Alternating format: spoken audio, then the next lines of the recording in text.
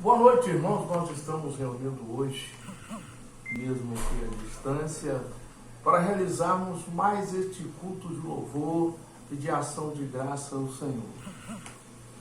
Eu tenho muita certeza que a bênção de Deus está ao nosso alcance, apesar de todos os acontecimentos. Nós podemos ter a nossa confiança no Senhor, porque Ele está conosco. Ele não dorme e nem dormita. A sua presença é constante em nossa vida. Nós podemos confiar assim. A nossa leitura de hoje é no livro de Salmo, no capítulo 67 do livro de Salmo. Assim é a palavra do Senhor.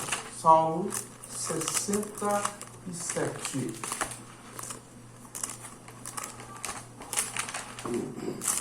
A palavra do Senhor diz assim: Deus, tenha compaixão de nós e nos abençoe, e faça resplandecer o teu rosto sobre nós, para que se conheça na terra os teus caminhos e todas as nações a tua salvação.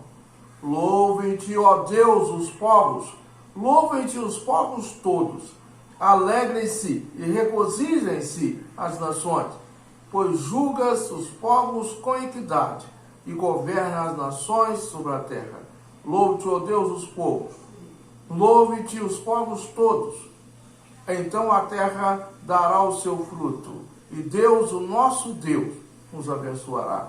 Abençoa-nos, ó Deus, e todas as extremidades da terra te temerão. Amém.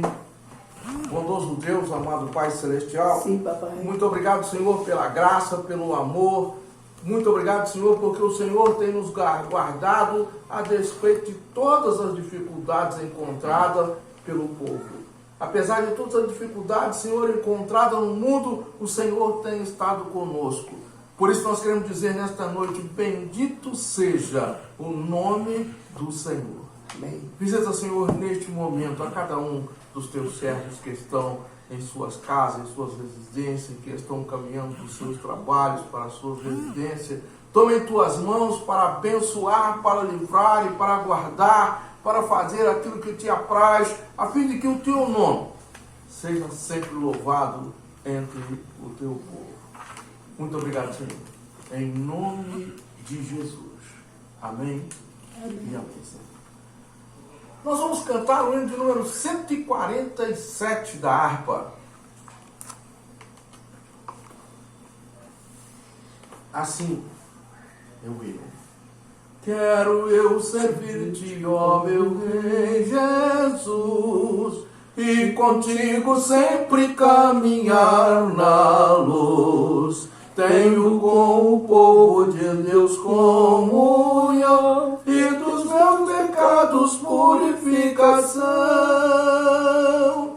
Sim, ó meu Senhor, quero seguir-te, ó Deus de amor, sempre te servindo, Aleluia. e também dando a ti louvor. Glória seja dada a ti, papai. No teu bom serviço tenho eu prazer, nele muita graça eu vou receber. Sempre falarei assim do teu amor, e te glorificarei, meu Salvador. Sim, ó meu Senhor, quero seguir-te, ó Deus de amor, sempre te servindo e também dando a ti louvor. Desça a tua graça sobre mim, Senhor, para trabalhar com mais e mais favor. Dá-me entendimento e verás saber, para alegria fazer o teu querer. Sim, ó meu Senhor, quero seguir-te, ó Deus de amor, sempre te servindo e também dando a ti louvor. Só em ti confio, meu Senhor e Rei, só em ti vitória eu alcançarei, e contigo quero sempre aqui viver, e até depressa se eu me venhas receber. Sim, ó meu Senhor, quero servir-te, ó Deus de amor, sempre te servindo e também dando a ti louvor. Aleluia. Nós precisamos ter a disposição de servirmos ao Senhor, de andarmos inteiramente no caminho do Senhor, à disposição da graça do Senhor. Isso deve ser o nosso fanal, deve ser a nossa alegria, deve ser a nossa vontade constante, andar no caminho do Senhor. Não vamos dispersar por causa das dificuldades encontradas no mundo, mas vamos cada vez mais estarmos juntos para fazer a vontade do Senhor. Cantar com louvor, cantar ação de graça, dar muito louvores ao Senhor. Esse deve ser, então, o nosso fanal, deve ser, então, a nossa vontade. E assim, nós andarmos diuturnamente no caminho do Senhor. A mensagem que nós vamos nesta noite transmitir fala da compaixão do Senhor. O Senhor tem compaixão de nós, a despeito de nós considerarmos muitas vezes que nós estamos sozinhos no mundo e que não há ninguém por nós. O Senhor tem compaixão de nós em 7 oportunidades que nós vamos discutir hoje. A primeira delas é: o Senhor tem compaixão de nós quando vê o pecado. Quando o Senhor vê o pecado em nós, Ele tem compaixão de nós. Por que razão o Senhor tem compaixão de nós quando vê o pecado em nós? Porque Ele já fez tudo que Ele podia fazer para que nós não andássemos no pecado. Ele mandou o seu Filho, Ele deixou a sua palavra, Ele nos deu o Espírito Santo. Ele está sempre trabalhando para que nós não cedamos o pecado. Mas a vontade da carne, mas o desejo do homem, normalmente é contra a lei do Senhor. Mateus 9, 36, nós temos uma palavra do Senhor a respeito disso. Naquela oportunidade, Jesus andava e vendo as multidões que iam atrás dele, que queriam absorver, queriam ouvir a palavra, queriam se alimentar da palavra, queriam se alegrar da palavra, estava andando atrás dele. A pastora Cecília vai ler para nós Mateus capítulo 9, versículo 26. 36. Vendo ele as multidões, compadeceu-se delas, porque estavam aflitas e exaustas, como ovelhas que não têm pastor. Deu 37? E então se dirigiu a seus discípulos: a seara, na verdade, é grande, mas os trabalhadores são poucos. Rogai, pois, ao Senhor da seara que mande trabalhadores para a sua seara. Ora, pois, o Senhor estava andando aquela multidão atrás dele e ele teve compaixão daquelas pessoas porque elas não tinham um direcionamento na vida.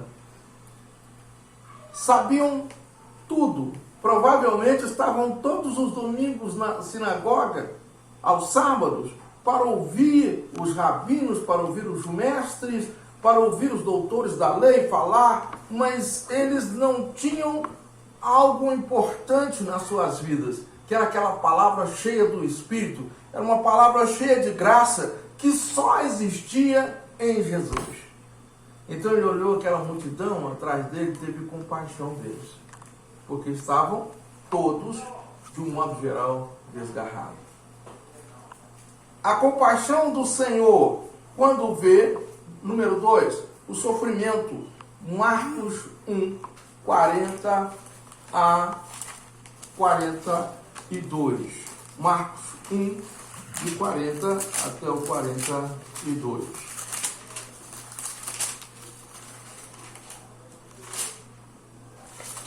Quem achou?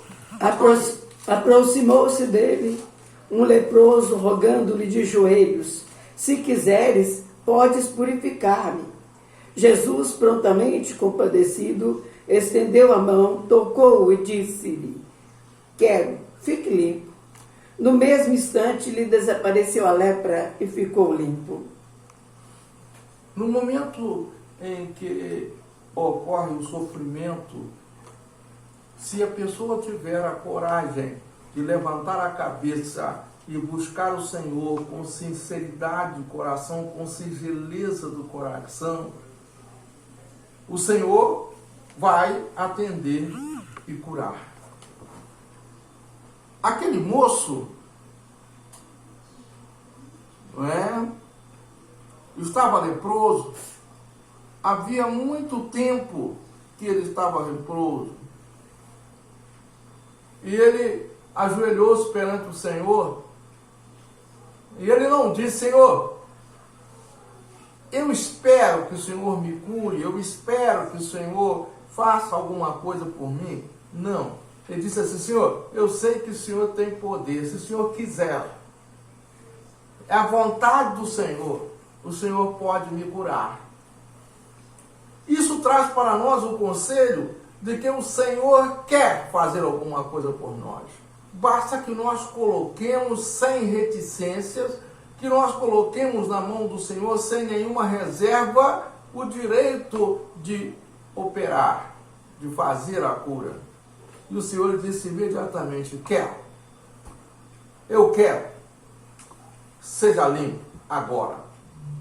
Então o Senhor pode te limpar de todo mal, de todas as mazelas, de todo pecado, de todo vício, se você tiver coragem de pedir de acordo com a vontade do Senhor. O Senhor vai curar, vai fazer a operação na hora. Não é para amanhã, não é para depois. O Senhor vai fazer esta operação na hora. O Senhor disse isso. E quando ele terminou a palavra, a lepra havia sumido. Ora, irmãos, a lepra não era uma coisa fácil de ser curada naquela oportunidade e nem é até hoje uma coisa fácil de ser curada. Não, não é fácil. Uma vez instalado, dificilmente a cura, mesmo com todo avanço da medicina moderna, a lepra ainda constitui uma dificuldade para ser curada quando instalada na vida do homem. Mas o Senhor disse: eu quero ser limpo. Quantas vezes nós somos atingidos pela lepra da maldade, pela lepra da maledicência, pela lepra da mesmice, pela lepra do orgulho, pela lepra da desconfiança, pela lepra do disse-me-disse, pela lepra do assassinato. Mas o Senhor diz que quer curar cada um, desde que nós levantemos a cabeça e digamos para ele: Senhor, eu sei que o Senhor tem poder, eu sei que o Senhor pode, e se o Senhor quiser, eu vou ser curado hoje. A compaixão do Senhor quando vê os abandonados. Marcos capítulo 6, versículo 34. Pode ler, pastor, já lê. Jesus desceu do barco e viu uma grande multidão e teve compaixão dela, porque eram como ovelhas que não têm pastor.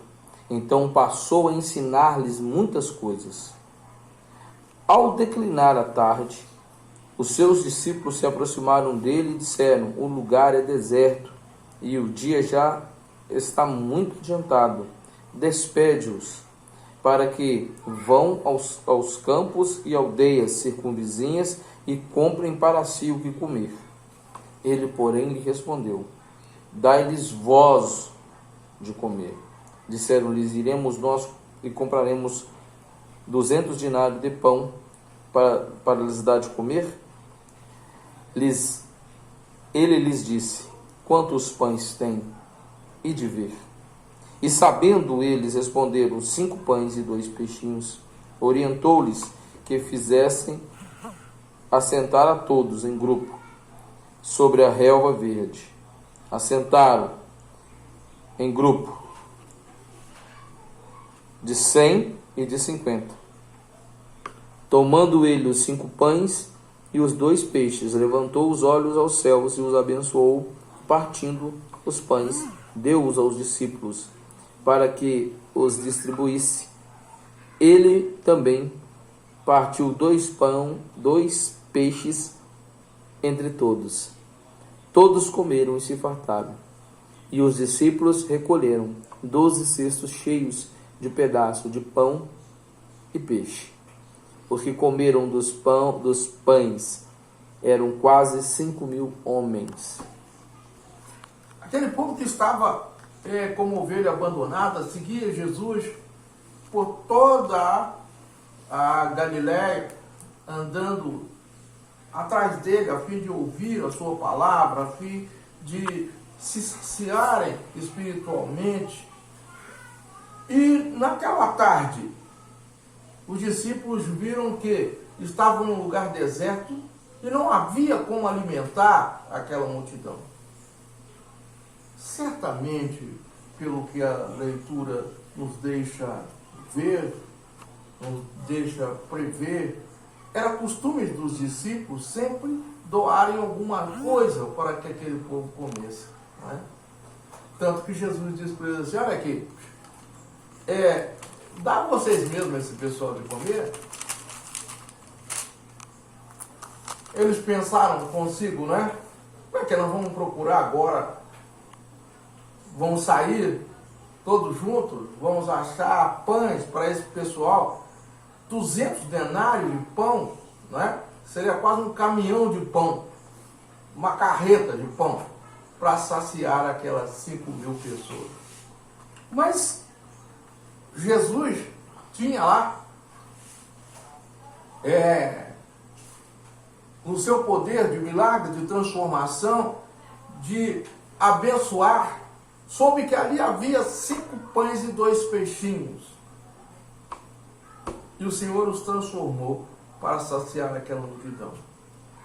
O que fica de lição para nós é que, diante de Jesus, não há nada impossível. Não há dificuldade que Ele não possa resolver. Não tem coisa alguma que Ele não possa resolver, se nós tivermos a coragem de colocar na mão do Senhor. Se nós tivermos a coragem de deixar Ele decidir por nós. O Senhor tem compaixão quando vê os entristecidos. Lucas 7, de 11 até o 15. Nesse momento de dificuldade que nós estamos vivendo, a gente consegue ver pessoas andando entristecidas, com incerteza, sem saber o dia de amanhã. Mas esse não deve ser o final do crente. Esse não deve ser a vivência do crente. Jesus, certa feita, estava com os seus discípulos e falou a respeito dos lírios dos campos, a respeito dos pássaros. E ele dizia assim: olhai os lírios dos campos, eles não trabalham nem fiam. No entanto, nem Salomão, com toda a sua opulência, se vestiu como um deles. Olhai os pássaros dos céus, eles não fazem cultura. No entanto, meu Pai os alimenta. Então, nós precisamos ter essa confiança no Senhor e não andarmos entristecidos. Com essa paralisação, com isto, com aquilo, como é que vai ficar a nossa vida? Irmãos, a nossa vida está entregue na mão do Senhor. Amém. Lucas, capítulo 7, versículo de 11 ao 15. Diz assim a palavra do Senhor: em dia subsequente, dirigia-se Jesus a uma cidade chamada Naim. Iam com ele os seus discípulos e numerosa multidão. Como se aproximasse da porta da cidade, eis que saía o enterro do filho único de uma viúva, e grande multidão da cidade ia com ela. Vendo-a, o Senhor se compadeceu dela e lhe disse: não chores. Chegando-se, tocou o esquife e, parando os que o conduziam, disse: jovem, eu te mando, levanta-te. Sentou-se o que estivera morto e passou a falar, e Jesus o restituiu à sua mãe. Vejam, senhores, muitas vezes a nossa tristeza, nós estamos entristecidos sem saber o que fazer diante de uma dificuldade tão grande quanto é a morte. Mas nós podemos ter certeza que o encontro com Jesus vai nos restituir a vida. Ainda que não seja a vida física, nós temos um tesouro, uma vida eterna escondida com Deus, e ela será nos dada naquele dia. Portanto, guardemos a nossa confiança no Senhor, sabendo que o Senhor tem compaixão de nós e Ele não vai nos abandonar em momento nenhum. O Senhor tem compaixão quando vê você mesmo. Mateus 18, 33.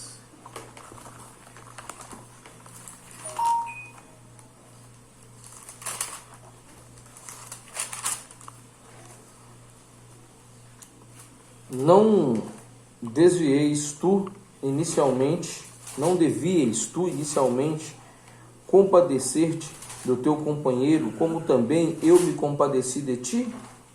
Irado, o seu senhor o entregou aos carrascos, até que lhe pagasse tudo o que devia. Assim também vos fará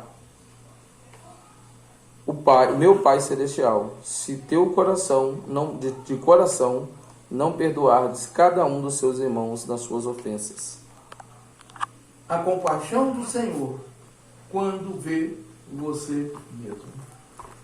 A história que nós lemos em Lucas é a história do credor incompassivo. Nesta história, um homem tinha uma dívida muito grande. Vamos dizer assim, ele devia ao seu senhor 100 mil reais.